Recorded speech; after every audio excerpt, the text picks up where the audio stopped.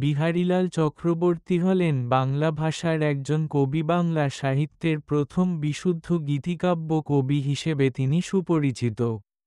রবীন্দ্রনাথ ঠাকুর তাকে বাংলা গীতিকাব্য ধারার ভোরের পাখি বলে আখ্যায়িত করেন। জীবন নদীর মতো, চলার পথে বাধা আসবেই, তবু থেমে যেও না। প্রকৃতি আমাদের মা, তাকে ভালোবাসো, সেও তোমাকে ভালোবাসবে। অন্ধকার যত গভীর হোক, প্রত্যেক রাতের শেষে সূর্যের উদয় ঘটে।